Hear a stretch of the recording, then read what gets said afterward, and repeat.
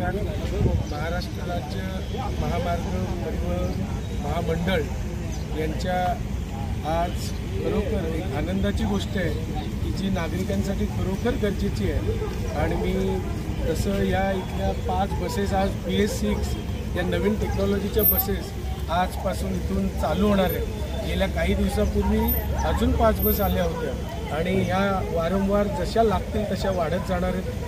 मी स्वतः ह्या बसमध्ये बसून बघितलं की त्याची सीट देखील ॲडजस्टमेंट होणारी सीट आणि दरवाजा ओपन राहिला की त्याला बीप वाजणार, म्हणजे या सगळ्या गोष्टी त्याच्यात आहेत।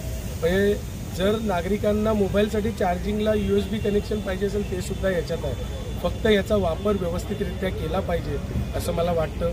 मी खरोखर मुख्यमंत्री महोदय माननीय फडणवीस साहेबांना धन्यवाद देतो की आपण अशा पद्धतीनं या सर्व बसेस, या वातानुकूलित बसेस या आपण चांगल्या पद्धतीनं नवीन टेक्नॉलॉजीच्या बसेस आज आपण सर्वांना देतात, राज्यभर देतात।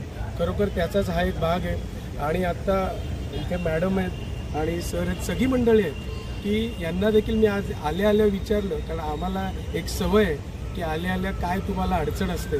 तर इथे जी आता एक मोठी अडचण आहे आमचा बस डेपो, हा बस डेपो कुठल्याही परिस्थितीत झाला पाहिजे अशी सगळ्या नागरिकांची तर मागणी आहेच, परंतु इथे जे काम करणारे सर्व आहेत, कर्मचारी आहेत, यांची देखील मागणी आहे। कारण पनवेल हे एक आता येऊ घातलेलं आंतरराष्ट्रीय विमानतळ, याच्यामुळे डबल वर्दळ आता पनवेलमध्ये होणार आहे। ऑलरेडी डबल होती आहे, रायगडातून सगळीजण इथेच येत आहेत आणि आता एअरपोर्टमुळे देखील तेवढीच वर्दळ वाढणार आहे। तर नक्कीच येत्या काही काळात एवढी मोठी जागा असताना आपलं हे कसं काही ST स्टँड होणार आणि चांगल्या पद्धतीनं कसं होणार याकडे नक्कीच आम्ही पाठपुरावा करणार आहोत। आणि पुन्हा एकदा मी धन्यवाद देतो महाराष्ट्र सरकारला आणि सर्वच इथल्या कर्मचाऱ्यांना की आपण या गोष्टीचा पाठपुरावा करून आज बस चालू झाली आहे। धन्यवाद।